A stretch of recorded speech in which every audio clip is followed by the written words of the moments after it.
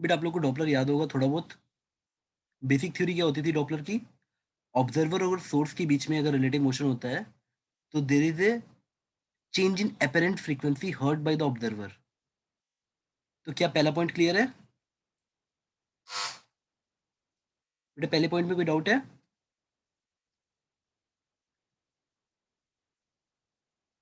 No sir. उसके बाद ये वाला पॉइंट याद करने के लिए बोला गया था, इफ वेलोसिटी ऑफ अप्रोच होगी मतलब दोनों ऑब्जर्वर और सोर्स पास आएंगे तो एपेरेंट फ्रीक्वेंसी बढ़ेगी एंड वाइस वर्सा। अगर उन लोगों के बीच में वेलोसिटी ऑफ सेपरेशन है तो फ्रीक्वेंसी घटेगी। अगर आपको याद हो तो जो रिसेशनल वेलोसिटी होती है, मैंने पिछली बार ये टर्म नहीं बोला था, लेकिन इसका सिंपली मतलब होता है कि अलोंग द रेडियस जो डिस्टेंस घटाता है वो वेलोसिटी सोचना। मतलब अगर ऑब्जर्वर और सोर्स है, एक सिंपल सा एग्जांपल लेता हूँ। जैसे अगर ऑब्जर्वर ऐसे जा रहा है v1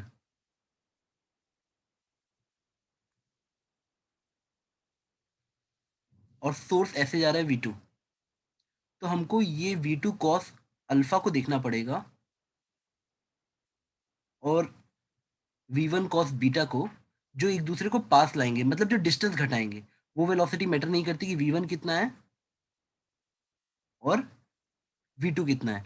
ये मैटर करता है कि उनको पास डिस्टेंस घटाने वाली वेलोसिटी कितनी है या डिस्टेंस बढ़ाने वाली। Component of velocity which is increases the distance और डिक्रीजेज द डिस्टेंस, या और लगा लेना।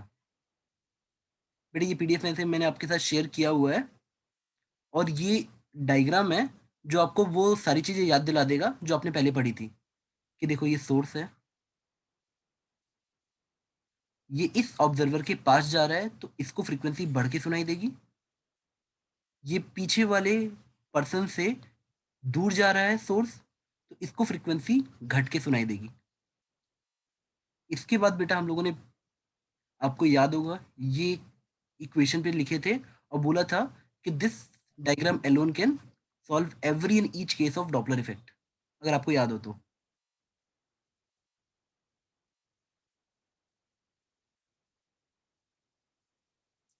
बेटा बस बच्चे गलती क्या करते हैं, वो ये डायग्राम में वेक्टर की इंपॉर्टेंस भूल जाते हैं या साइन कन्वेंशन की।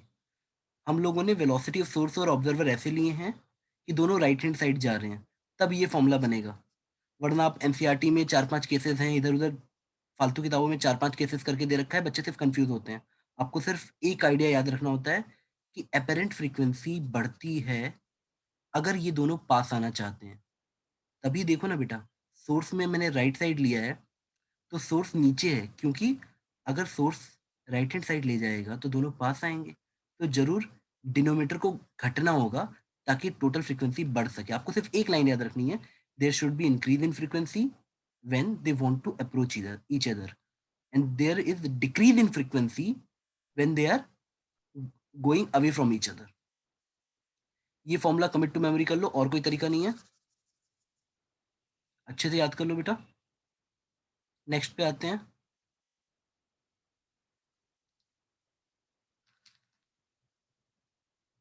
बेटा बीट्स की डेफिनेशन में कंफ्यूज मत होना, बीट्स चेंज इन फ्रीक्वेंसी होता है, बट बच्चे यहाँ गलती क्या करते हैं, अच्छे अच्छे बच्चे बेटा गलती करते हैं। जैसे सपोज आपको एक फ्रीक्वेंसी f1 दे रखी है 320, तो आपको फिर बीट्स देता है, बीट से 2 किलो मतलब 2 हर्ट्स मान लो, तो जो f2 होगा वो 322 भी हो सकता है और 318 भी हो सकता है। कोई एक केस छोड़ देना, बच्चों की सिली मिस्टेक होती है, क्योंकि यहाँ बीट्स के सिग्नल पे मॉड लगा रहता है। मतलब it can be f1 minus f2 और f2 माइनस f1। मेरी बात समझ गए बेटा? और बस यस सर। एक और चीज होती है कि the frequency should be close to each other. और ये वाली चीजें आप लोग के लिए बड़ी ऑब्वियस हैं, क्योंकि आप वेव ऑप्टिक्स में भी डॉपलर पढ़ते हो क्लास 12th में। Speed of the wave equal to lambda into F, speed is equal to lambda into F. अब स्पीड किसी एक मीडियम में चेंज होता नहीं है, तो डिफ्रेंशिएट करने पे बेटा प्रोडक्ट रूल लगाओगे, ये मिल जाएगा, ये मिल जाएगा। बस ये बाद में यूज होगा, तो हम इसको समझ के आगे चल लेते हैं। जस्ट सिंपल डिफ्रेंशिएशन, यूवी का डिफ्रेंशिएशन करोगे ना तो बेटा ये रिजल्ट मिल जाएगा। अगर आपको डिफरेंशिएशन ऑफ यू वी आता है v d u plus u d v, तो आपको ये रिजल्ट मिल जाएगा। बेटा स्पीड तेज तो नहीं लग रही ना? No sir. क्योंकि आप लोगों को देखो फॉर्मूला, पहली बात अच्छे से सबको याद होना चाहिए कि फ्रीक्वेंसी और heard by the observer equal to frequency source. V किसका स्पीड है? सिग्नल या साउंड का। V is the speed of the wave minus v observer v sound. और ये तब मैं बना रहा हूं जब मैंने ये इस तरह से इमेजिन किया था कि सोर्स राइट हैंड साइड जा रहा है और ऑब्जर्वर भी राइट हैंड साइड जा रहा है। ये बहुत इंपॉर्टेंट है कि हम अपने हिसाब से साइन कन्वेंशन को समझें। अब इस फॉर्मूले में देखो, ऑब्जर्वर को सोचो, ऑब्जर्वर ऊपर रखता है, हम लोग ऑब्जर्वर की स्पीड को ऊपर रखते हैं, तो ये ऑब्जर्वर है। ऑब्जर्वर क्या कर रहा है? वो v2 cos थीटा 2 से वो सोर्स के पास जाना चाहता है। तो बेटा ये पॉजिटिव पुट करोगे या negative? Plus v2 cos theta 2 put करोगे या नेगेटिव? जल्दी बताओ।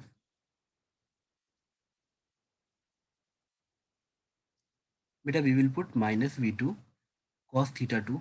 और आप सिर्फ ये सोचना कि ऑब्जर्वर पास जाएगा तो फ्रीक्वेंसी बढ़ना चाहिए, यानी न्यूमरेटर बड़ा होना चाहिए। कॉमन सेंस सबसे ऊपर आता है बेटा।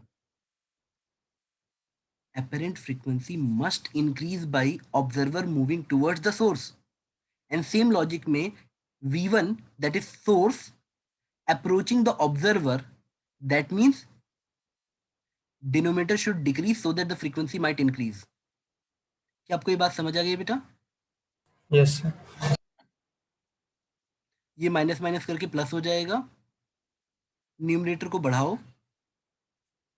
डिनोमिनेटर को घटाओ, ताकि टोटल फ्रीक्वेंसी बढ़ सके।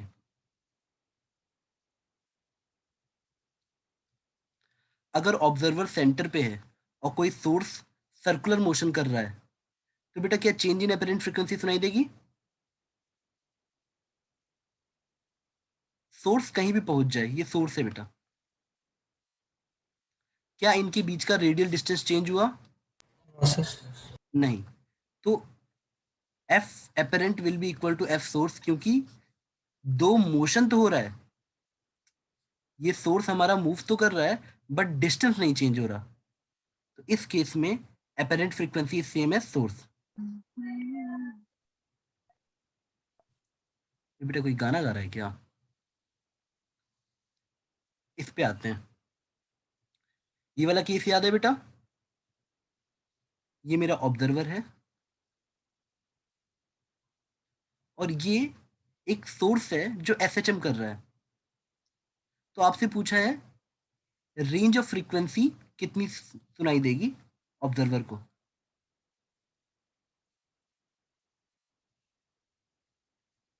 किस तरह से निकालोगे बेटा? बेटा देखो, जब कभी भी कोई एसएचएम करता है तो मीन पोजीशन पे हाईएस्ट वेलोसिटी होती है, अगर आप लोग को याद हो। बेटा जब हम एसएचएम करते हैं ना तो मीन पोजीशन पे ओमेगा ए हाईएस्ट और इस तरफ जाते वक्त ओमेगा ए। बेटा आपको याद आया सबसे ज्यादा वेलोसिटी सेंटर पे होती है। तो मान लो जब ये राइट हैंड साइड जा रहा होगा तो फ्रीक्वेंसी f1 है, और जब ये लेफ्ट हैंड साइड जा रहा होगा तो फ्रीक्वेंसी f2 है। तो f1 कैसे निकालोगे? Apparent frequency in the first case f1, आप सिंपली क्या कर दोगे? फ्रीक्वेंसी ऑफ सोर्स v जो भी दिया हो क्वेश्चन में, v ऑब्जर्वर क्या लिखोगे? Speed of observer. बेटा ऑब्जर्वर रेस्ट पे है, 0। v सोर्स क्या लिखोगे? सोर्स चाहता है कि सर ऑब्जर्वर पॉजिटिव रहेगा सर। पॉजिटिव रहेगा। वेरी गुड बेटा। और f2 वाले केस में देखो, अब f2 वाले केस में सब कुछ सेम कर दो, v-0 v। लेकिन जरा सोचो, सोर्स चाहता है कि वो ऑब्जर्वर से दूर जाए। जब सोर्स ऑब्जर्वर से दूर जाएगा तो फ्रीक्वेंसी घटनी चाहिए, और डिनोमिनेटर में पुट करते हैं हम लोग सोर्स, तो ये घटाने के लिए क्या करेगा? नीचे डिनोमिनेटर को बड़ा करेगा, और वो तभी हो सकता है जब माइनस ओमेगा ए पुट करोगे। बात समझ आ गई बेटा? जी sir. Yes sir. Next question भी सिंपल सा ही है। अगर एक ऑब्जर्वर है और ये यूनिफॉर्म सर्कुलर मोशन कर रहा है सोर्स, तब देखो बेटा, अगर मान लो मैं ऐसे समझूं कि वो क्लॉकवाइज चल रहा है, तो इस पॉइंट पे ओमेगा आर स्पीड होगी या वी होगा, और इस पॉइंट पे ओमेगा आर ऐसा होगा। मैं बस रेडियस छोटा लेके चल रहा हूँ, तब आपको 2 रेंज ऑफ फ्रीक्वेंसी मिलेगी। इमेजिन करना, ऑब्जर्वर से इस बार ऐसे वी और इस बार ऐसे वी, तो सेम लॉजिक पे तुम्हें आंसर मिल जाएगा जैसे ऊपर किए थे, सेम लॉजिक पे। बेटा आगे बढ़े। Yes sir. सबसे जो थॉट प्रोसेस प्रोवोक करता है, ये वाला केस थोड़ा अच्छा है। देखो बेटा, अगर आप लोग को याद हो, थोड़ा मैं जल्दी चल कर रहा हूँ क्योंकि मुझे पता है आपकी टाइम की कीमत कितनी है, लेकिन आप रोक के भी पूछ सकते हो कि सर ये वाला केस भूल गए या कुछ, चाहे कोई भी केस जो हम लोग कर रहे हैं। आपको एक ड्राइवर दिया है, एक हॉर्न दिया है, और ड्राइवर इस तरफ अप्रोच कर रहा है, स्पीड वी कार लिख लेते हैं। अब इस पर्सन को क्या फ्रीक्वेंसी सुनाई देगी, जो पीछे खड़ा है रोड पे, और ड्राइवर को रिफ्लेक्ट होके आने वाली फ्रीक्वेंसी क्या सुनाई देगी।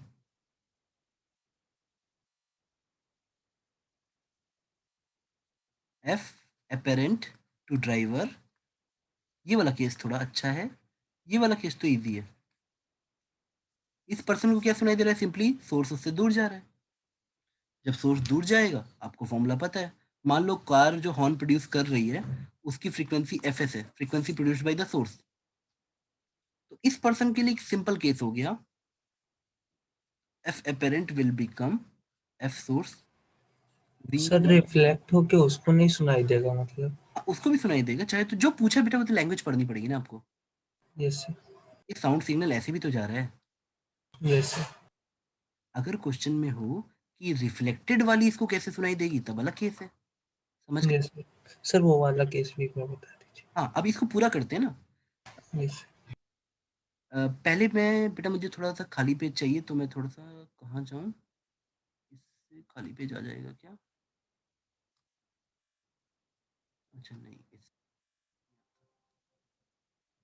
कुछ होगा ना, हाँ, ऑर्गेनाइज में जाके पेज ऐड कर सकते हैं, इंसर्ट ब्लैंक पेज।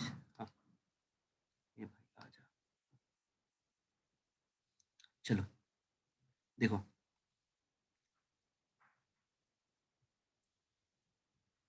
इनसे क्या है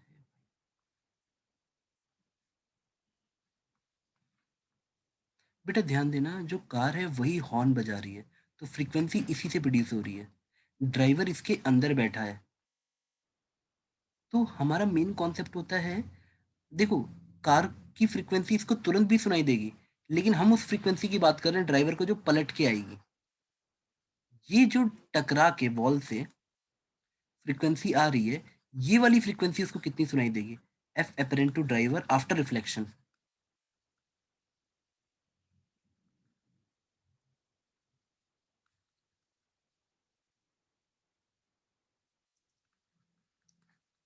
इसके लिए क्या करोगे बेटा, अगर आप लोग को याद है तो मैंने क्लास में ऐसे बताया था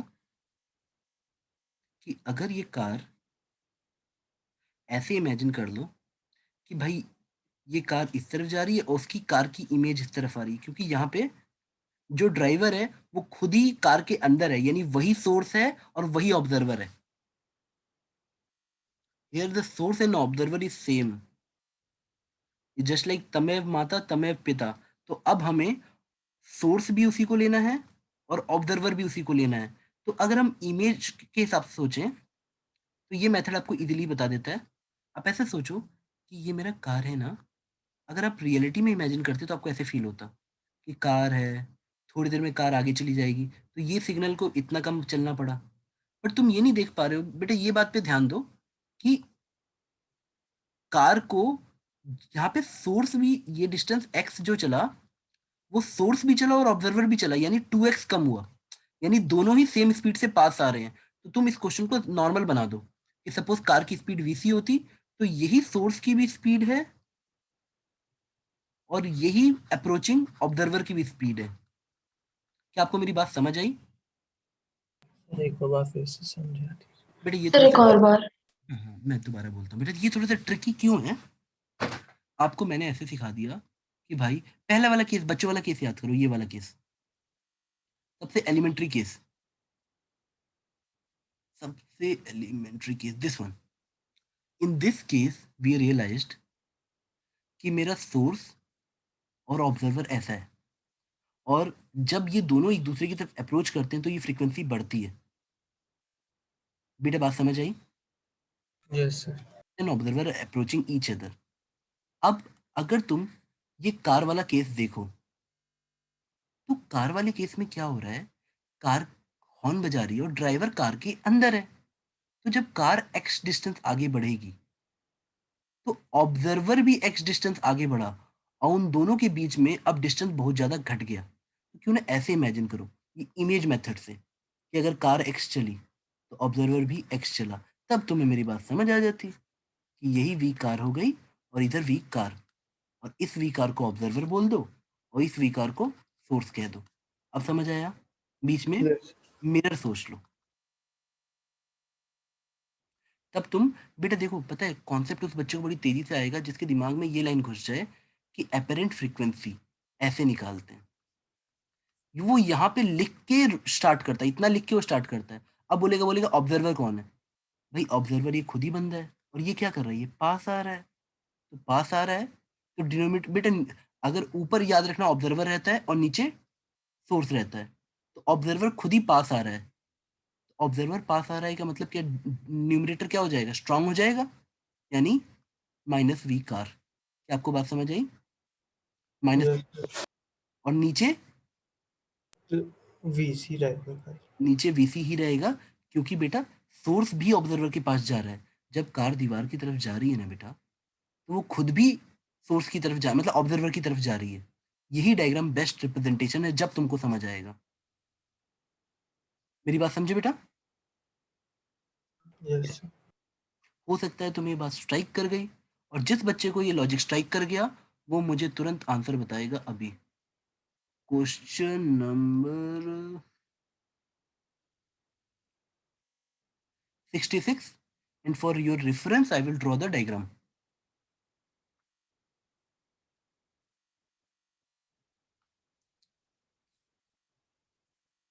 There is a bat, एक बैट है, वो कहाँ गई बेटा, क्वेश्चन नंबर 66 की बात कर रहा हूँ। वो 6 मीटर पर सेकंड से उड़ रही है दो दीवार के बीच में, और एक फ्रीक्वेंसी वो टकरा के ऐसे सुनेगी जिसको F1 बोल लो, और एक फ्रीक्वेंसी, अरे यार एक सेकंड, एक फ्रीक्वेंसी वो दूसरी दीवार से टकरा के सुनेगी F2। तो ये वॉल 1 और ये वॉल 2। जिसको अभी वाला एग्जांपल समझ आया वो ये 66 क्वेश्चन कर लेगा, वरना नहीं। बेटा देखो 66 वाला क्वेश्चन एग्जैक्टली वही क्वेश्चन हो गया।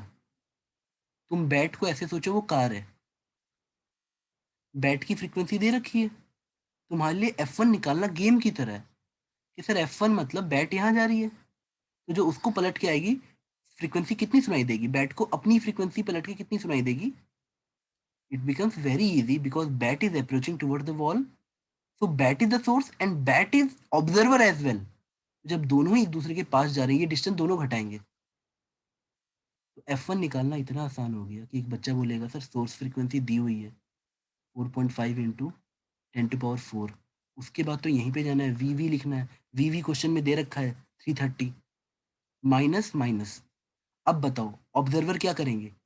बेटा F1 के लिए बहुत ज़्यादा इंक्रीज हो जाएगा क्योंकि सोर्स और ऑब्जर्वर पास आ रहे हैं। तो F1 क्या हो जाएगा, मतलब ये ऑब्जर्वर के लिए लिखेंगे हम लोग। बेटा देखो बैट की स्पीड दे रखी है 6, और मैं चाहता हूँ मेरा न्यूमरेटर स्ट्रांग हो, तो मैं या तो कॉमन सेंस है तो मैं डायरेक्टली +6 लिख दूंगा, और मैं चाहता हूँ कि डिनोमीटर वीक हो जाए ताकि टोटल बढ़ जाए, तो मैं नीचे -6 रहने दूँ। क्या आपको मेरी बात समझ आ गई? Yes, sir. It is same as the Yes, sir. Last car वाला केस, कोई अंतर नहीं है। और F2 कैसे निकालोगे? F2 इज लाइक, चाहो तो बैट को ऐसे इमेजिन करो कि बैट है, एग्जैक्टली सेम, तुम्हें बस इतना याद रखना होता है। अब बैट जा रहा है तो बेटा तुम्हें नहीं लगता ये डिस्टेंस दोनों का बढ़ेगा, सोर्स भी जा रहा है ऑब्जर्वर भी जा रहा है, पलट के आने के लिए और टाइम लगेगा। मेरी बात समझे? तो इस केस में सोर्स और ऑब्जर्वर सेम है और दोनों की स्पीड भी सेम है, तो क्या करोगे, F2 कैसे निकालोगे? 4.5 इंटू 10⁴।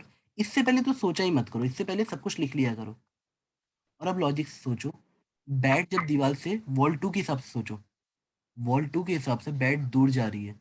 अगर वो दूर जाती है, ये जो पलट के Sir, आने वाला, numerator.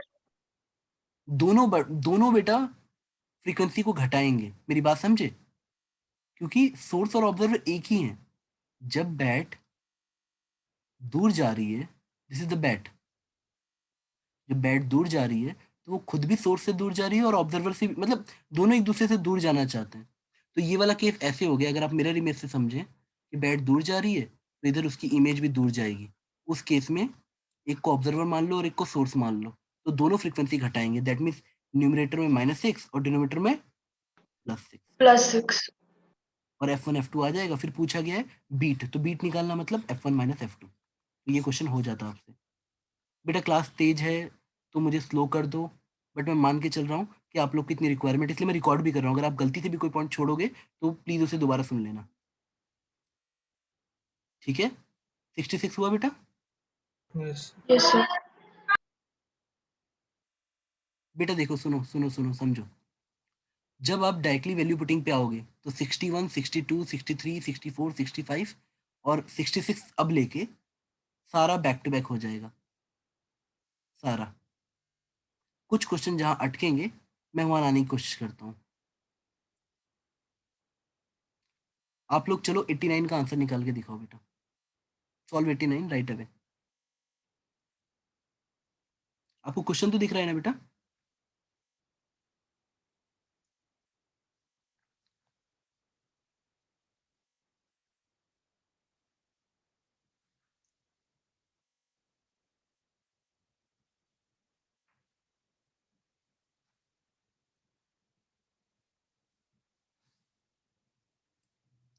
Solve question number 89।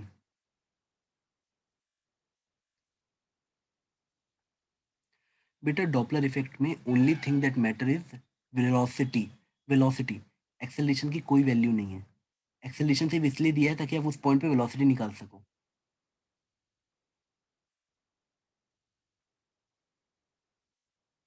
मैं आपको 1 मिनट का टाइम देता हूँ, फिर मैं सॉल्व करूंगा।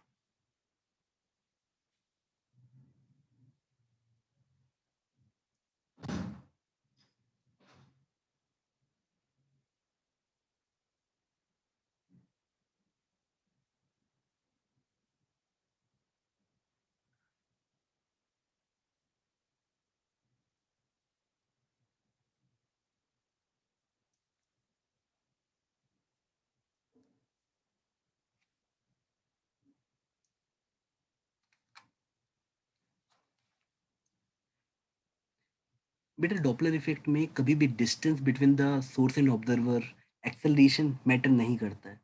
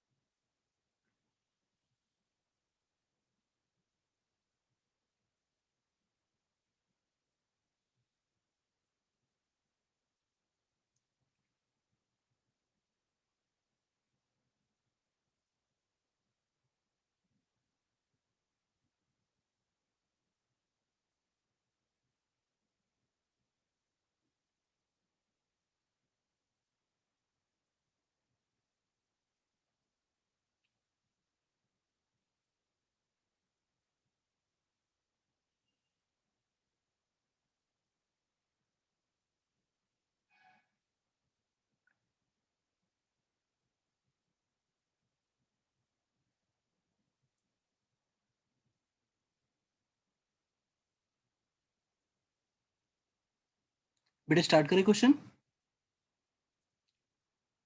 एक्चुअली जब आप हैंडआउट देखोगे तो हैंडआउट में आपको ये बोला है कि एक्सेलरेशन वाले केसेस थोड़े से दिमाग वाले होते हैं, तो इसको हमें करना पड़ेगा।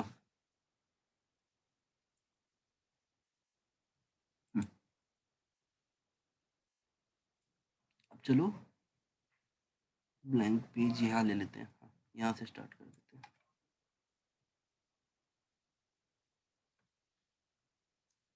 बेटा आप लोगों ने क्वेश्चन पढ़ लिया था अच्छे से? हम एक सोर्स Yes, sir. जिसकी फ्रीक्वेंसी v है और ये लार्ज डिस्टेंस पे रखा है from an observer. The source starts moving towards the observer with a uniform acceleration. Find the frequency heard by the observer corresponding to the wave emitted just after the source start. The speed of the sound wave in the medium v is v. Sorry बेटा,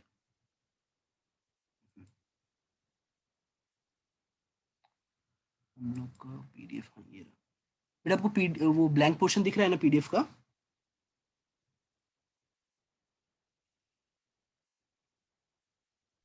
Yes, sir. ठीक है, अब एक जगह source मान लो, source यहाँ मान लिया और यहाँ पे ऑब्जर्वर मान लो, ऑब्जर्वर को इंसान बना लेते हैं और इन दोनों के बीच में लार्ज डिस्टेंस दिया है, आप उसको x मान लो, मीटर में मान लो।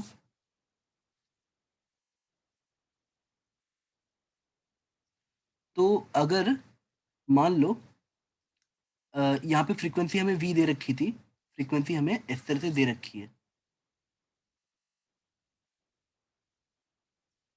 हम लोग मान लेते हैं कि नॉर्मल हमारा ये न्यू टाइप का, बेटा ये न्यू टाइप लिखा है और हमारी जो नॉर्मल स्पीड है साउंड वेव की वो v हो जाती है। तो तुम बताओ पहला पल्स कितनी देर बाद सुनाई देगा इसको, जो t इक्वल टू 0 पे निकला होगा? इसको पल्स सुनाई दिया होगा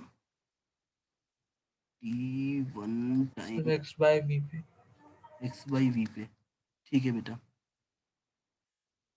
यहाँ तक समझ आया बेटा? Yes sir. अब मुझे बताओ हमें इसकी एपरेंट फ्रीक्वेंसी निकालनी है जो बिगिनिंग पे। अब फ्रीक्वेंसी के लिए तो बेटा हमें 2 साउंड सिग्नल चाहिए, है ना? बेटा मेरी बात समझ, फ्रीक्वेंसी इज द रिपीटिशन। तो पहले वाले के जाने के बाद मुझे t2 निकालना पड़ेगा कि अगला कब आएगा, पर तब तक सोर्स थोड़ा आगे आ चुका होगा। ये बात आपको समझ आई? सोर्स खाली थोड़ी ना बैठेगा। और सोर्स कितना चला होगा सेकंड सिग्नल निकालते वक्त? सेकंड सिग्नल निकालते हुए एक तो बेटा t इक्वल टू 0 पे इसने निकाला, वो पहुंच गया t1 टाइम पे। अब t इक्वल टू थोड़ी देर बाद जो निकालेगा जब वो यहाँ पहुंच चुका होगा, तो ये कितना टाइम होगा बेटा बताओ? ये टाइम कितना होगा अगला सिग्नल जब निकलेगा? Signal 1, signal 2, signal 2। बेटा हमको न्यू फ्रीक्वेंसी दे रखी है, तो टाइम पीरियड कैसे निकालते हैं हम लोग? ये बात समझ आ रही है? तो t इक्वल टू जो अगला सिग्नल निकलेगा वो निकलेगा t टाइम पे, यानी 1/न्यू टाइम पे। क्या आपको यहाँ तक समझ आ गया? Yes sir. तो तब तक तुम मुझे बताओ ये डिस्टेंस कितना ट्रेवल कर चुका होगा, ये वाला डिस्टेंस कितना हो गया होगा बताओ, या ये बचा कितना होगा, ये डिस्टेंस बताओ मुझे।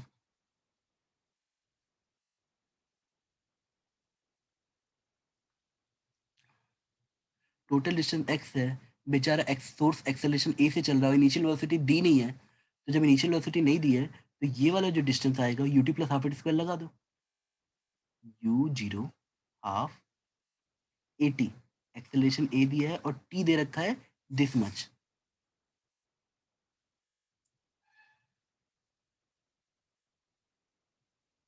बेटा आपको बात समझ आया?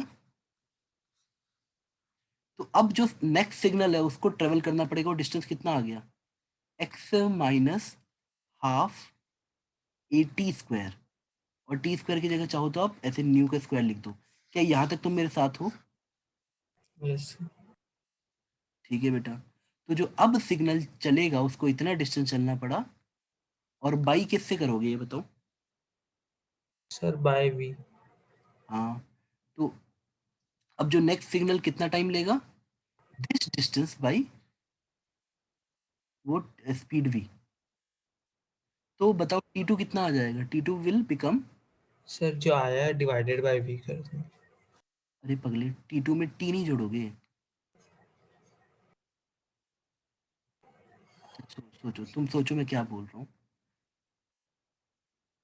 बेटा तुमने ये टाइम निकाला पर उससे पहले, अरे t इक्वल टू जीरो के हिसाब से सोचो। t equal to zero, yes sir, yes sir. t1 मतलब कुछ सेकंड बाद। अब t कैपिटल T के बाद नेक्स्ट सिग्नल निकला तो उसने इतना टाइम लिया, तो t2 कितना होगा? यस सर, टी में वो ऐड कर दो। t plus x yes. Minus half a into one by new का स्क्वायर अपॉन v। ये आया t2। और frequency heard by the observer will become t2 minus t1, यानी टाइम पीरियड का उल्टा, यानी 1 अपॉन t2 माइनस t1। बेटा मैं आपको इसलिए सिखा रहा हूँ ये वाली चीज कि आप डेरिवेशनल के साथ रहो। मेरी बात समझे बेटा? अब ये कैलकुलेशन तुम मुझसे कराओगे तो पाप हो जाएगा। खुद ही करो। t2 में लिख चुका हूँ, अब वैल्यू पुटिंग करो, माइनस सब्ट्रैक्ट करो, कुछ आंसर आना चाहिए। वो आंसर आपका इस टाइप का जरूर होना चाहिए, शायद इस टाइप का।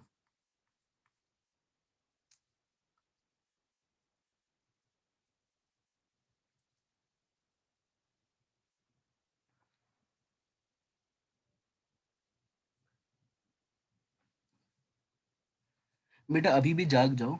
जो बच्चा ये सोचता है ना कि कैलकुलेशन उसका काम नहीं है, तो बेटा वो टीचर बन जाए। आपका पूरा काम कैलकुलेशन, जब तक आंसर ना आए छोड़ो नहीं उसे। एग्जैक्ट मैच करने की खुशी इंजॉय करो।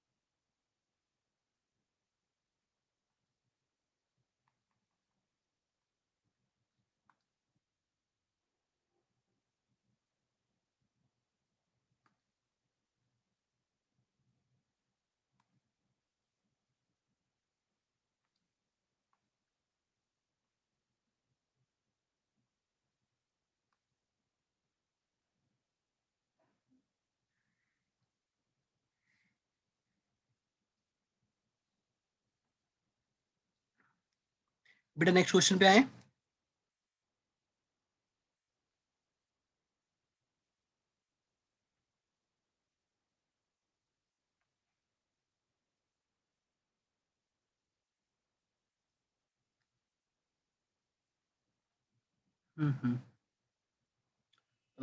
एक बच्चे ने आंसर भेजा है।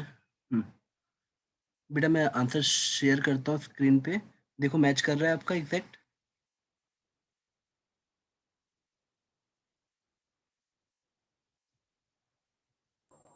जी सर। गुड। अब चलो एक और क्वेश्चन करते हैं। आपको देखो हो सकता है मेरी बात अभी खटकी नहीं ना समझ आई होगी, हो सकता है एक ना बेटा सोल्यूशन बताने के बाद चीजें इजी लगती हैं, लेकिन अगर क्वेश्चन दूसरे फॉर्म में आ जाए, चलो देखते हैं ये वाला क्वेश्चन। आ जाओ ये क्वेश्चन करते हैं। यहाँ पे सोर्स दे रखा है, यहाँ ऑब्जर्वर दे रखा है, ये डिस्टेंस x है और सोर्स एक्सेलरेट कर रहा है 10 से, ऑब्जर्वर भी एक्सेलरेट कर रहा है 10 से, और इनिशियल स्पीड दोनों की 0 है। Frequency produced by the source is 2000 hertz.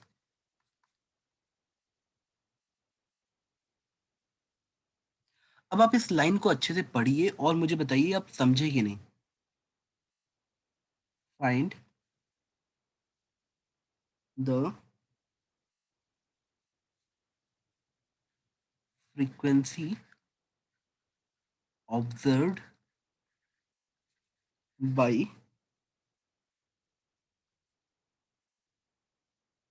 Observer at t equal to 4 second, speed of the sound is 300 metre per second. अगर आप ये क्वेश्चन कर लिए तो मैं समझ जाऊंगा आप अच्छे क्वेश्चंस के लिए तैयार हो, वरना कोई बात नहीं बेटा, इस पे ना 2 मिनट आप सोचोगे तो पक्का स्ट्राइक करेगा।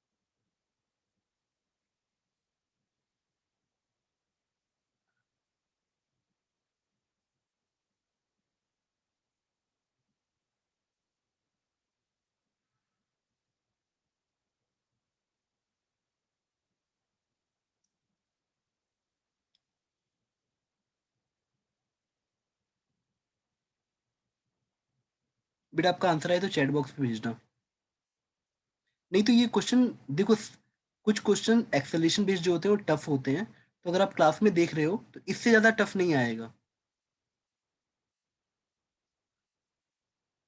वो ज्यादा से ज्यादा क्या करेंगे, टाइम के साथ ग्राफ बनवा देंगे आपके साथ कि यही क्वेश्चन रहेगा और बोल देंगे। मैं बेटा वो जे एडवांस के मैथ द कॉलम टाइप के क्वेश्चन की बात कर रहा हूँ, ज्यादा से ज्यादा क्या करेंगे, इसी पे ग्राफ बनवा देंगे कि जीरो से जब तक वो दोनों एक दूसरे को क्रॉस कर रहे हैं, फिर क्रॉस करने के बाद क्या होगा, ग्राफ बनाओ अपरेंट फ्रीक्वेंसी वर्सेस टाइम का। बट पहले इस क्वेश्चन को करते हैं।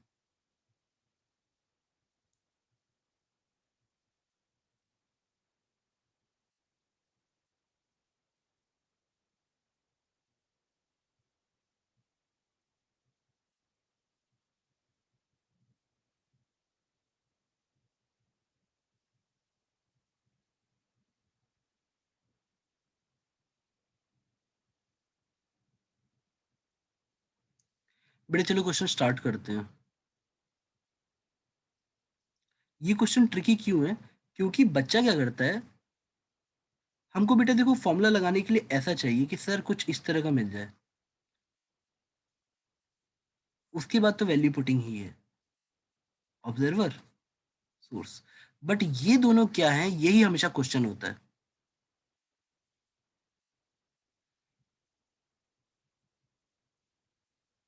हमारा सोर्स यहाँ था, हमारा ऑब्जर्वर यहाँ था।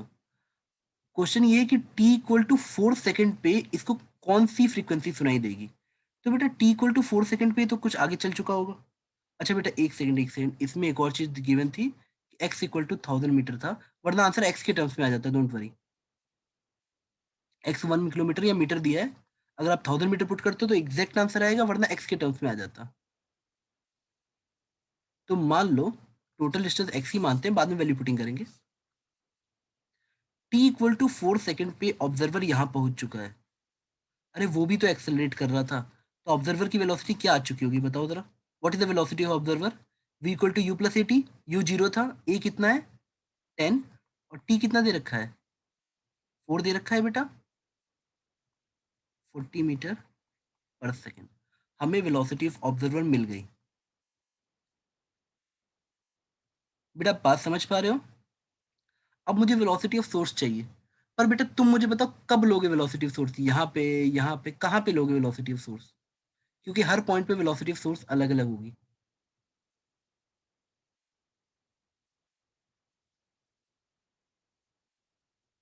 वेलोसिटी ऑफ ऑब्जर्वर कोई ट्रिकी पार्ट नहीं था इसमें, velocity of the source is the tricky part. Kanika बेटा मुझे आंसर तो याद नहीं है, but I don't think 2615 is the answer. मतलब आई एम श्योर कि 2615 इज नॉट आंसर, बट मुझे एग्जैक्ट नहीं याद है, अभी निकाल लेते हैं बेटा। चलो अब सोर्स को देखो, हमें सोर्स से लगातार फ्रीक्वेंसी निकल रही है। सोर्स से फ्रीक्वेंसी कितना दे रखी है बेटा क्वेश्चन में? 2000 हर्ट्ज। सिग्नल सोचो कितनी तेजी से निकल रहे हैं। हमें कौन सा वाला सिग्नल, उस समय सिग्नल की स्पीड क्या होगी, उस समय सोर्स की स्पीड क्या होगी, लेटेस्ट समय, लेटेस्ट टेक टी टाइम बाद। बेटा टी टाइम बाद वाला सिग्नल यहाँ पहुंचा होगा, मतलब जब सोर्स यहाँ होगा तब t इक्वल टू 4 पे उसको सिग्नल कैच किया होगा, ये वाले सिग्नल ने इसको कैच किया होगा ऐसे जाके। बेटा देखो मैं ऐसे बोल रहा हूँ कि मैं इस क्वेश्चन को ऐसे नहीं ले सकता कि सोर्स स्टार्टिंग में है और मैं उसकी स्पीड 0 ले लूँ।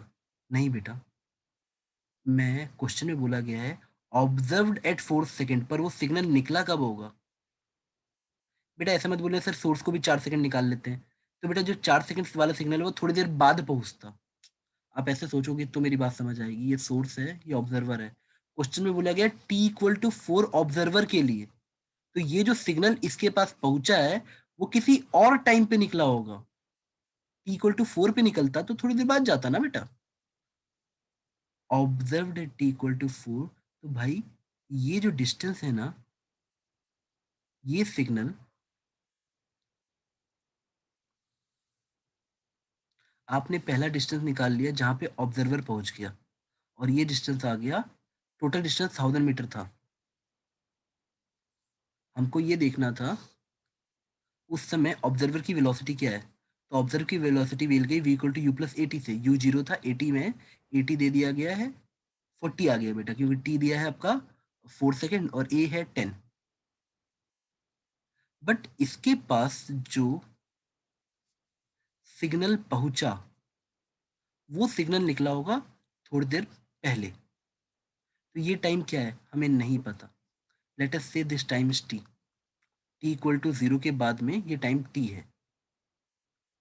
अच्छा चलो यहाँ से सिग्नल निकला, तो इस समय हमें ये वाली वेलोसिटी चाहिए, तो ये वेलोसिटी कितनी होगी? हमें ये वेलोसिटी चाहिए। सॉरी, आप सीधे बोल सकते हो सर 10t आ गई। 10T। हाँ पर बेटा वही सिग्नल तो यहाँ जाके पहुंचा है ना थोड़ी देर में, यस तो टोटल डिस्टेंस तो 1000 मीटर ही होगा, मिला तो यहीं जाके ना। यस तो एक बच्चा ऐसे निकाल सकता है कि सर हमको टी चाहिए ही चाहिए, वरना हम वेलोसिटी सोर्स कैसे निकालेंगे? बेटा ये डिस्टेंस कितना आ जाएगा पहले ये बताओ। UT plus half eighty square, UT 0 हो गया, सोर्स पहले यस इक्वल टू 0 पे, तो ये डिस्टेंस कितना आया? Sir, 5T²। Half eighty square आया, ए की वैल्यू 10 है, टी हमें नहीं पता, 5t² आ गया। Yes sir. सर ये क्वाड्रेटिक 1000 के बराबर होता है। हाँ हाँ बिल्कुल बेटा। अब ये बताओ ये डिस्टेंस कैसे निकालोगे ये वाला? ये तो स्पीड सिंपली v है ना, क्वेश्चन में मैंने स्पीड कितनी दे रखी थी बेटा? 300 ना। यस तो ये टाइम इंटरवल कितना आएगा बताओ, यहाँ से यहाँ तक t लगा है ना, तो ये टाइम कितना आया टोटल? अच्छा ये बताओ इसको पूरा लेके यहाँ पहुँचने में कितना टाइम लगेगा? 4 सेकंड लगेगा कि नहीं? तभी तो मिलेंगे दोनों। Yes sir. तो ये वाला टाइम कितना आ गया बीच वाला, 4 माइनस टी आया। Yes sir. तो मेरे को पहले पता लगा 5t² प्लस, जब सिग्नल बिना सोर्स के चलेगा तो मीडियम की स्पीड से चलेगा, 4 माइनस टी इंटू स्पीड 300 दे रखी है ना, प्लस ये कितना डिस्टेंस है बेटा, ये वाला, ये भी 5t² ही रहेगा ना, हाफ इट, यस सर। नहीं नहीं नहीं, ये यस सर, यहाँ पे टी को 4 पुट कर 4 पुट सकते कर हैं। सकते हैं, तो कितना आ जाएगा, हाफ 8 10, और टी की जगह क्या पुट करोगे, 4। सर ये 80 हो जाएगा। हाँ, तो टोटल कितना हो गया बेटा, 1000 हुआ। 1000। अब इस क्वाड्रेटिक को तो आप ही सॉल्व करोगे। उसके बाद जैसे ही आया तब आपका क्वेश्चन सॉल्व हो चुका है। क्यों, वेलोसिटी ऑफ द सोर्स मिल गई, हमें टी टाइम पे चाहिए था, क्योंकि यही वाली वो वेव है जो वहां टी इक्वल टू 4 पे पहुंचेगी, और तब सोर्स की, ऑब्जर्वर की वेलोसिटी हमें पता है, यानी वी ऑब्जर्वर हमारे पास है 40, और अगर स्मॉल टी आ गया तो वी सोर्स भी हमें पता लग जाएगा, हमारा आंसर आ जाएगा। बेटा बस वही है, ऐसे वीरों की कमी है जो ये क्वाड्रेटिक सॉल्व करें। अच्छा हाँ सॉरी, कनिका कार्तिक भेजा था तो क का सेम हो गया, सॉरी। मैं का देखा तो मुझे लगा आपने आंसर भेजा है, बेचारे कार्तिक की मेहनत थी 2615 वाली।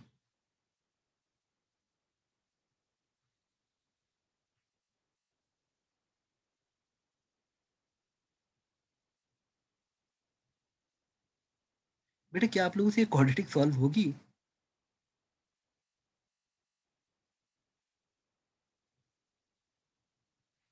जैसे ही क्वाड्रेटिक सॉल्व होती आपके लिए क्वेश्चन बहुत इजी आता कि सर ऑब्जर्वर और सोर्स दोनों पास आ रहे हैं, तो जो क्वेश्चन में फ्रीक्वेंसी ऑफ सोर्स दी थी ये 300 था,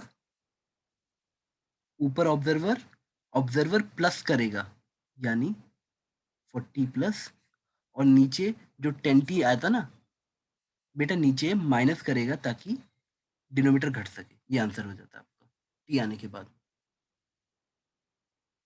और कोई बच्चा करेगा तो उसका आंसर कुछ ना कुछ आएगा।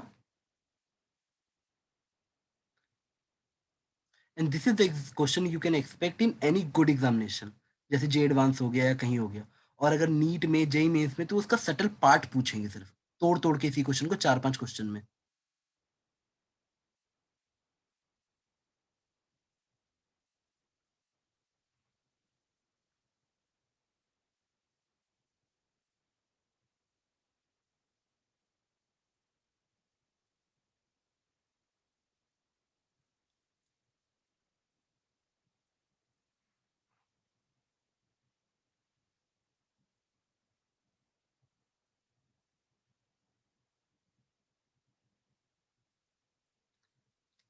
एक तो बेटा मैं कैलकुलेशन में बहुत आलसी हूँ, 5t² माइनस 300t, और बाकी चीजें 4 इंटू 300 प्लस 53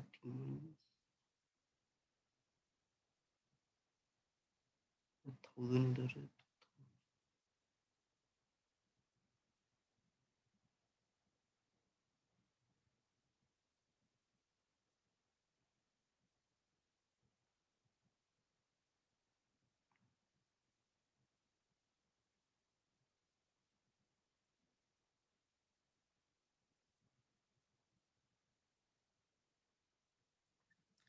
तो ये 400,000 उधर से, बेटा ये कितना आ जाएगा, 300 इंटू 4 1200 प्लस 280 माइनस 1000। बेटा आप लोग क्वाड्रेटिक तो सॉल्व कर लोगे ना? Yes sir. कितना आंसर आ रहा है इसका? सर चल रहा है। चल रहा है। अच्छा जो भी आंसर आएगा बेटा टी कुछ तो निकलेगा, आप देख पा रहे हो ना, बस वैल्यू पुटिंग बची है, छोड़ दें आगे बढ़े। बेटा मुझे इतना पता है कि सबको क्वाड्रेटिक का ये फॉर्मूला तो आता होगा ना, minus b plus minus b square minus 4ac। बस एग्जाम में ना थोड़ी सी अप्रोक्सीमेशन ले लेना बेटा।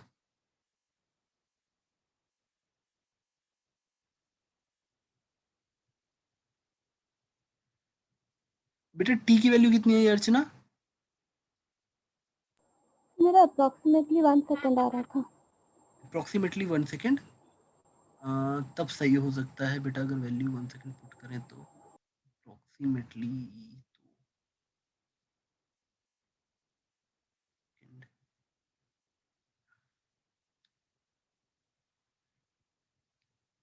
बेटा आंसर की के हिसाब से आंसर कितना था, किसी को याद है?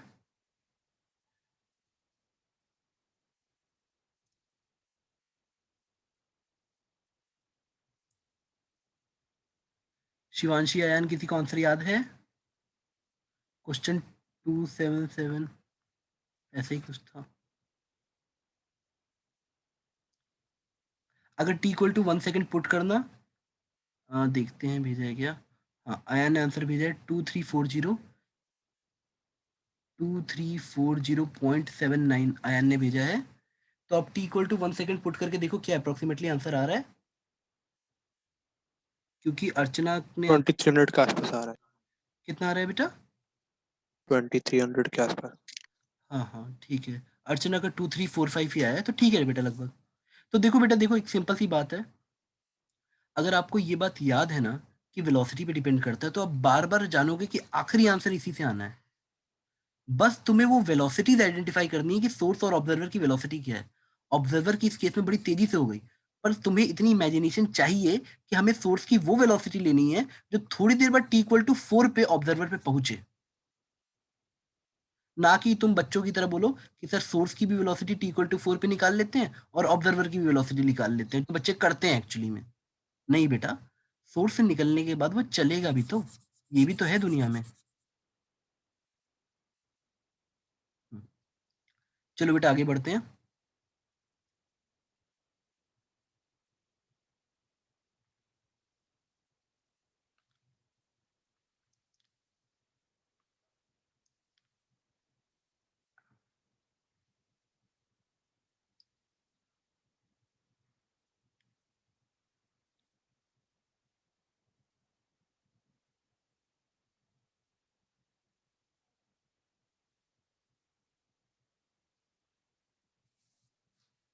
बेटा 73 का आंसर बताओ। थोड़ा सा मूड रिफ्रेश करने के लिए एक एग्जैक्ट वैल्यू पुटिंग वाला क्वेश्चन करो। क्वेश्चन नंबर 73 सिंपल, आपको कॉन्सेप्ट याद समझ आया है कि नहीं, बेसिक वाला। Do question number 73।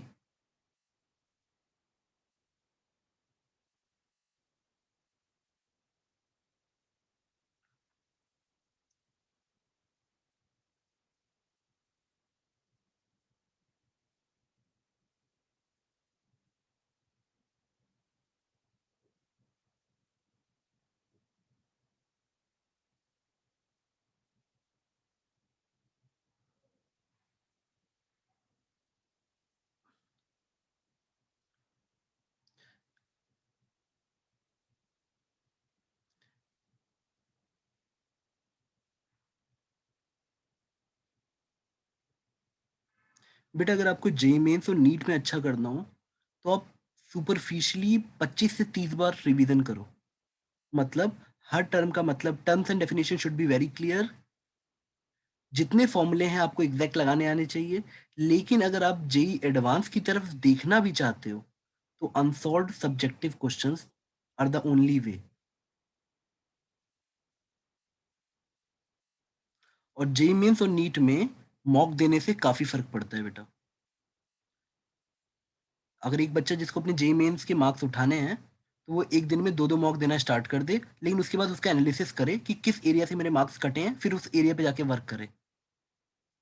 और सेम गोज विथ नीट बेटा। नीट में अगर किसी बच्चे को अपनी वैल्यू या डिजर्विंग पॉइंट तक पहुंचना है, और बेटा जब नीट का पेपर थोड़ा सा सिंपल आता है, तो anything less than 550 doesn't define कि आप सही किए हो। आपका सिलेबस नहीं पूरा हुआ है अगर आपके मार्क्स 500 से कम हैं तो। सर 576 वगैरह, 575 वगैरह कुछ ऐसा है क्या आंसर? 575 क्वेश्चन नंबर 73 ना बेटा? Yes sir. Take the answer. Question number 73, 577 is the given answer. कितने बच्चों का है बेटा? सर मेरा 575 कुछ ऐसा आ रहा था। ठीक है सर ठीक है 570। श्रेया 577, अर्चना 577, श्रेष्ठ का 577 अप्रॉक्स बोल रहा है, कनिका 540। बेटा इतना अंतर नहीं आएगा कनिका, थोड़ा सा ज्यादा दूर है। ऋषि 575, अनन्या 570, तो दिस पीपल आर क्लोज। 5 बेटा कनिका एक बार चेक कर लेना तुम दोबारा कैलकुलेशन। बेटा मैं 85 क्वेश्चन कराऊं क्या? ये क्वेश्चन थोड़ा सा ट्रिकी है, बट ये वही आपको बताता है कि बिना इमेजिनेशन के भी आप डॉपलर का फॉर्मूला नहीं लगा सकते। ये बिल्कुल वैसा ही है जैसे हम लोगों ने अभी लास्ट क्वेश्चन किया ना, मतलब इससे पहले वाला।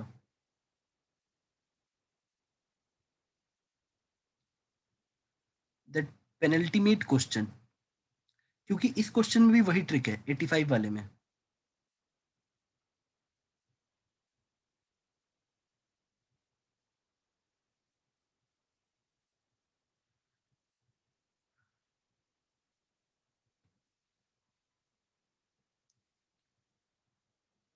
आप इस क्वेश्चन को देखो, सोचो 1 मिनट, आपको स्ट्राइक करेगा।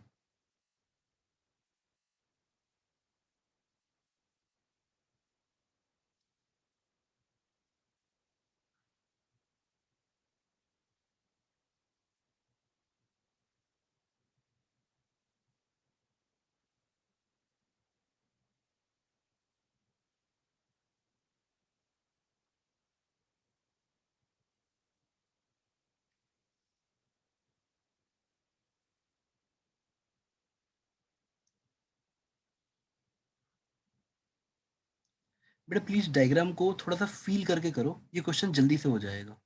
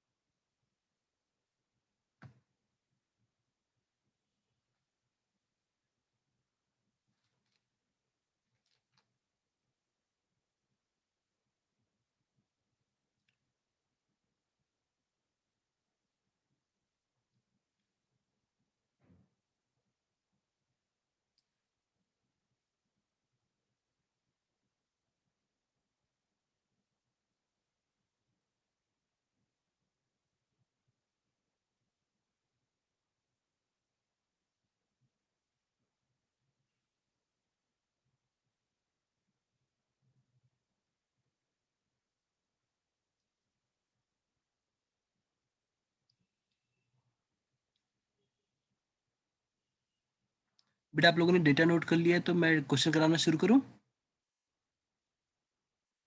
देखो यस कहाँ पे है।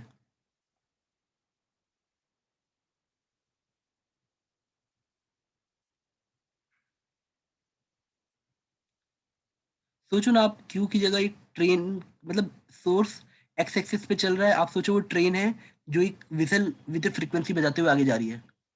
आप क्यू पे उसको ऑब्जर्व कर रहे हो, पी पे ऑब्जर्व कर रहे हो, ऐसा सोचो।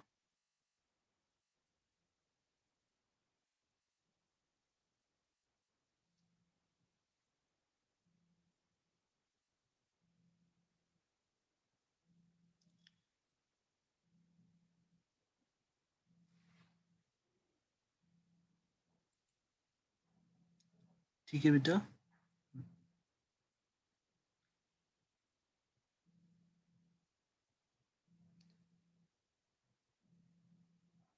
आप लोग के पहले बिट का आंसर आ गया है कई बच्चों को।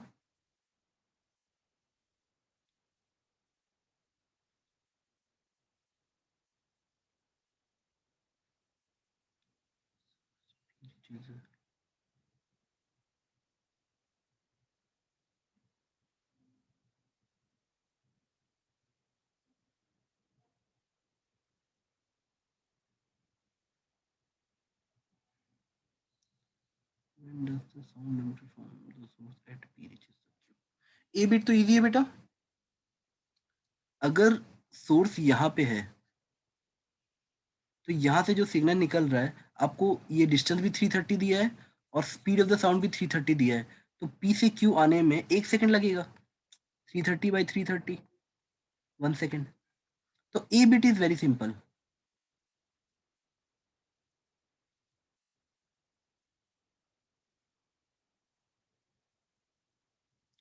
बी बिट के बारे में बात करो बेटा। बी बिट वही पॉइंट है जहां आप ये सोचो कि जो क्यू को फ्रीक्वेंसी सुनाई दोगी वो पी से। मेरी बात सुनना, देखो कैसे आपको कंफ्यूज किया गया है। क्वेश्चन पूछा what will be the frequency heard by the listener eight that instant.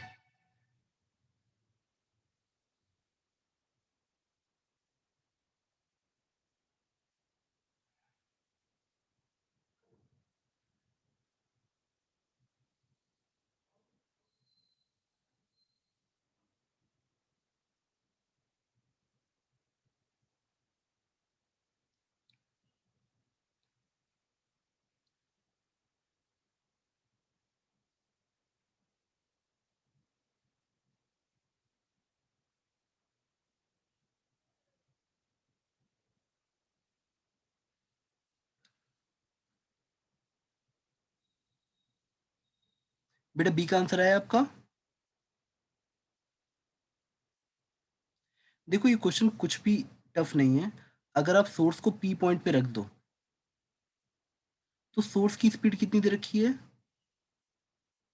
बेटा? 22 metre per second.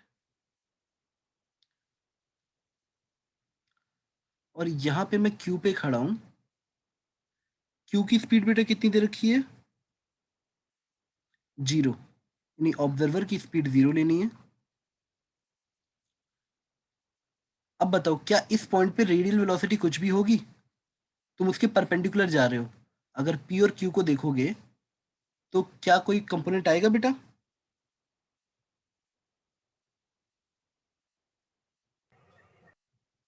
No sir. तो क्या आंसर कितना हो जाएगा फिर बताओ? बेटा मेरी एक बात याद रखना, हमेशा रेडियल डिस्टेंस मैटर करता है। तो जब सोर्स पी पे होगा तो उस समय इसका डायरेक्शन इस तरफ होगा और क्यू इधर होगा। तो इन दोनों के बीच में जो कंपोनेंट होगा वो 90 डिग्री पे होगा। यानी वेलोसिटी ऑफ अप्रोच एक दूसरे के लिए 0 होगी। तो आंसर 2 किलो हर्ट्ज ही आ जाएगा। क्या तुम्हें मेरी बात समझ आई बेटा? सर ये बात फिर से बता दीजिए। अच्छा ठीक है बेटा, मैं बेसिक। देखो अगर यही क्वेश्चन मैं तुम्हें इस तरह से बताता हूँ शायद तुम्हें डिफिकल्ट नहीं लगता। अगर मैं तुमको यहाँ बताऊँ ऐसे कि बेटा याद करो मैंने थोड़ी देर पहले लिखा था कि ऑब्जर्वर यहाँ है और सोर्स यहाँ है। मान लो ये ऐसे एक एंगल पे जा रहा है और ये ऑब्जर्वर है। ऑब्जर्वर ये रेस्ट पे है, तो तुम फॉर्मूला लिख देते कि the frequency by the observer equal to frequency by the source into v v minus यहाँ वी ऑब्जर्वर। पर ऑब्जर्वर की स्पीड इस क्वेश्चन में 0 दे रखी है और सोर्स की स्पीड कौन सी लोगे बेटा? नेगेटिव मतलब वो बढ़ाते जाते।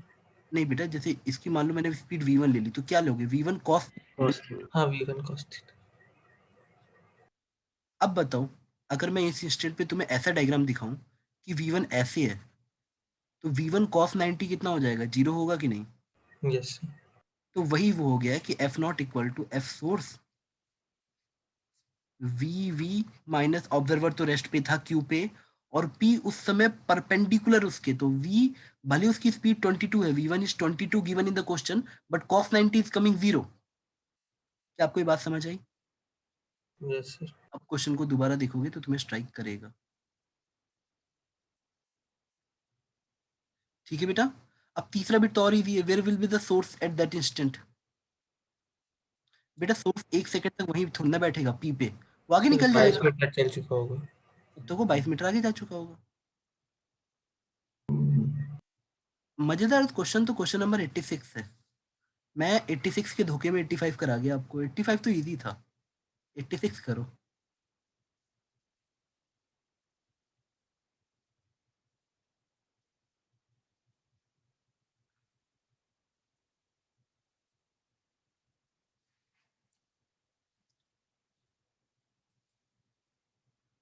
बेटा there is no shortcut for any entrance exam. आपको मॉक पेपर लिखने पड़ेंगे, आपको अपने एरिया ऑफ वीकनेस पे वर्क करना पड़ेगा। और बेटा देखो सुनो, हार्डवर्क का कोई सब्स्टिट्यूट मत खोजना, इंटरनेट बेस्ड पढ़ाई से दूर रहना। मुझे इंटरनेट ऑफ चाहिए, I am not against PDFs. मेरे को बस इंटरनेट, मुझे किसी की हेल्प नहीं चाहिए। मुझे चाहिए कि बच्चा खुद से सॉल्व करे, एग्जाम टाइम कंडीशन को रिपीट करे घर पे। जो एग्जाम लाइक कंडीशन होती है repeat it identically at home.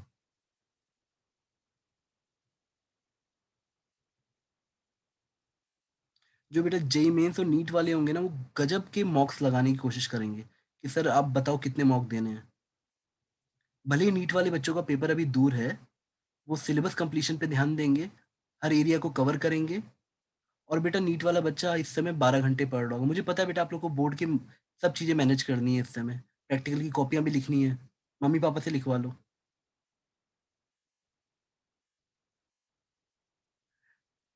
यही तो बेटा हमारा इंडियन एजुकेशन सिस्टम है। लर्निंग से ज़्यादा फॉर्मेलिटी इंपॉर्टेंट है। चलो बेटा आगे बढ़ते हैं। इस क्वेश्चन का डायग्राम बनाओ पहले।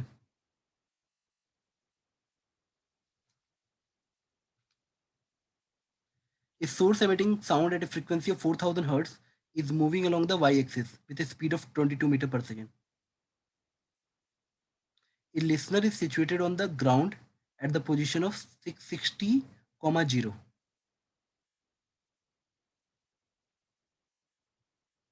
Find the frequency of the sound received by the listener at the instant the source crosses the origin.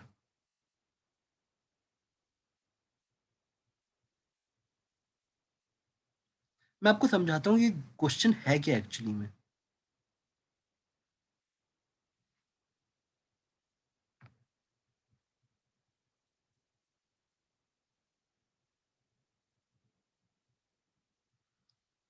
पहले बेटा डायग्राम बनाते हैं। मैं जूम पे आता हूँ बेटा, so that clear diagram.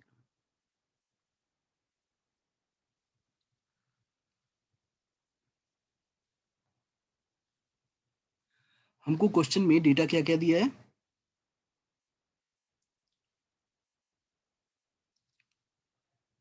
Question में हमें डाटा दे रखा है कि listener is situated on the ground eight A position of 660, 0।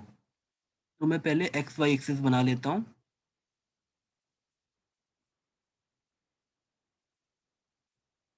और जैसे ही मैंने बना लिया, मैं यहाँ पे लिसनर या ऑब्जर्वर बना लेता हूँ और इसके कोऑर्डिनेट मान लेता हूँ 660, 0 एक्स एक्सिस पे। अब क्वेश्चन के हिसाब से जो सोर्स है, जब वो वाई इसको एक्सेस को काटता है, मैं एक बार बेटा चेक कर लेता हूँ। Find the frequency of the sound received by the listener at the instant source crosses the origin. हाँ सही है, मतलब जब सोर्स यहाँ से गुजर रहा होता है, ऊपर या नीचे, रुको मैं एक बार चेक कर लेता हूँ ऊपर जा रहा है या नीचे, वैसे फर्क पड़ेगा नहीं, फिर भी चेक कर लेते हैं। कुछ source emitting the sound wave is moving along the y axis. बेटा अलोंग द वाई एक्सिस दे रखा है 22 मीटर पर सेकेंड से, यानी ये जो सोर्स है इसकी स्पीड 22 मीटर पर सेकेंड है और ऐसी ही रहेगी, चाहे ऊपर ले लो चाहे नीचे, क्वेश्चन में दिया नहीं है बेटा। हाँ, और इसकी फ्रीक्वेंसी ऑफ द सोर्स दे रखा है 4000 हर्ट्ज। अब बेटा तुम मुझे बताओ,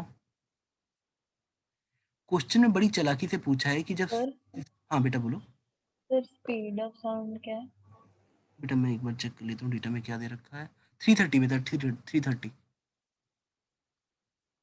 वी की 330 दे रखी है। अब मुझे ये फॉर्मूला लगाना है, apparent frequency equal to frequency of the source जो दे रखी है मुझे, एफ एस 4000 दे रखा है, वी और वी दे रखा है। अब वी ऑब्जर्वर तो 0 दे रखा है भाई, ऑब्जर्वर यहाँ रेस्ट में है, वो इस कोऑर्डिनेट पे बैठा हुआ है, माइनस वी, सब कुछ वी सोर्स पे आके डिपेंड कर गया।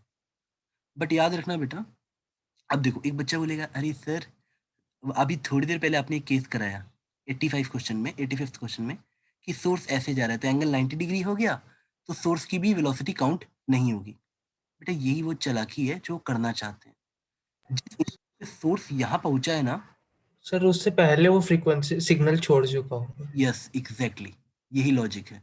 सोर्स तब यहाँ था और वो गया था ऐसे।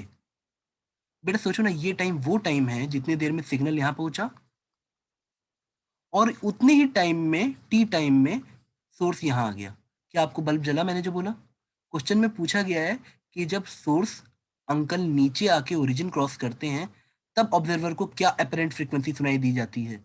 बट बेटा सोर्स जब ओरिजिन की तरफ पहुंचेगा तो उससे बहुत देर पहले उसने एक सिग्नल छोड़ा होगा, वो वाला ऑब्जर्वर के पास पहुंचेगा। बेटा क्या आपको मेरी बात समझ आई? हमको ये वाले पे वर्क करना है, ये वाले पे।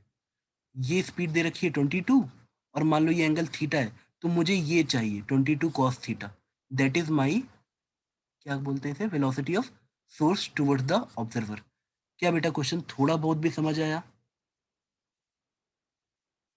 जितनी देर में सोर्स यहाँ पहुंचा ना, उतनी ही देर में वही सिग्नल यहाँ पहुंच गया ऑब्जर्वर के पास में, तो मुझे 22 नहीं चाहिए, वेलोसिटी ऑफ सोर्स टुवर्ड्स चाहिए ऑब्जर्वर, दैट इज, अगर इसको थीटा माने तो 22 cos थीटा।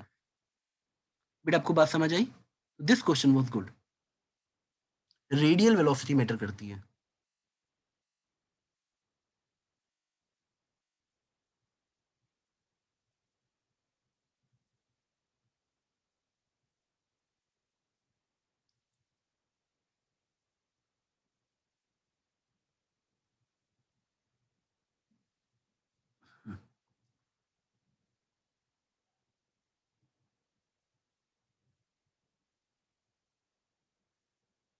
देखो बेटा टी कॉमन है,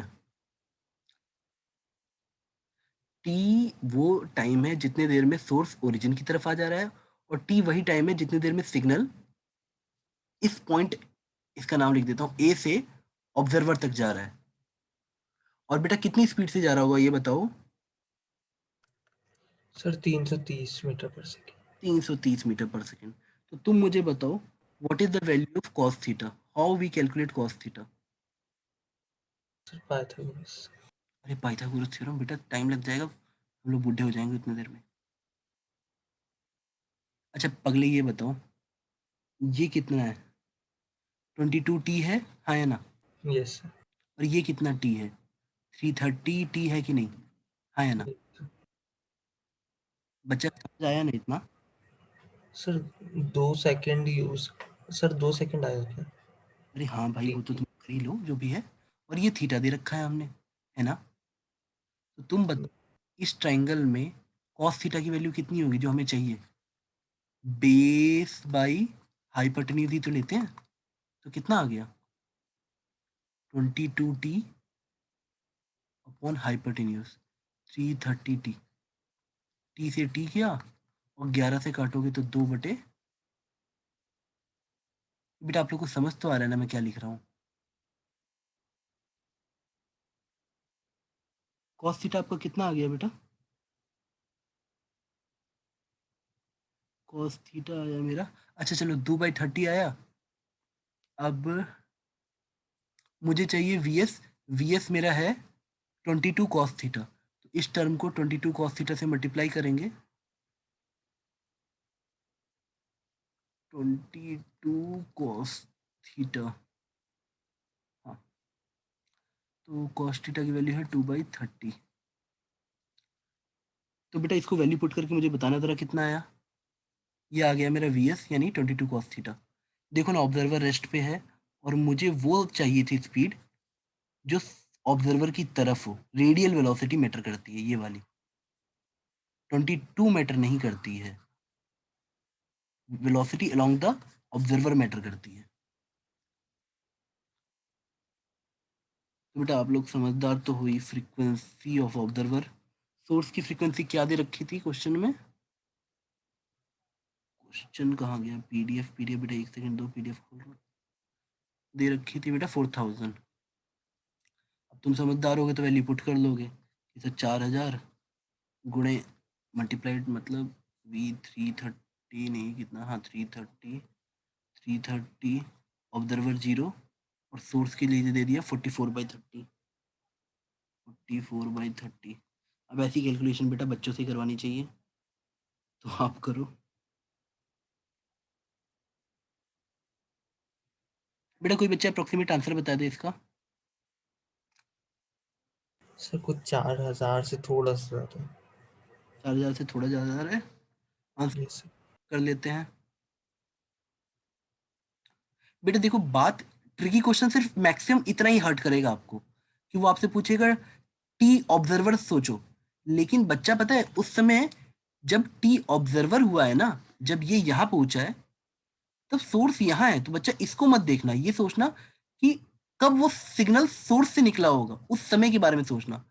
वो वेलोसिटी मैटर करती है जो अलोंग द लाइन हो दोनों को ज्वाइन करने के, वो वेलोसिटी मैटर करती है जब सिग्नल निकला हो, ना कि जब वो पहुंचा हो। मेरे को सारी बात इसी बात की है कि वेलोसिटी ऑब्जर्वर और वेलोसिटी सोर्स क्या लेना है। आपको वही वेलोसिटी ऑफ सोर्स लेना है जो निकला हो, बाद में पहुंचे लेकिन निकलने वाला लेना है। मेरी बात समझ गए बेटा? अब शेयर में जाके देखते हैं। न्यू शेयर पीडीएफ कहाँ गया? नहीं, PDF PDF PDF PDF PDF बंद कर दिया क्या?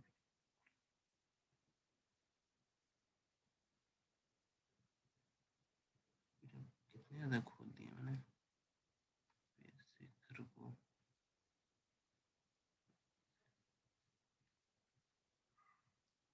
न्यू शेयर, हाँ, ये रहा बेटा 86 क्वेश्चन नंबर, और ये रहा आपका आंसर 4018। तो जिसका 4000 से थोड़ा ज्यादा आया वो सही आया लगभग।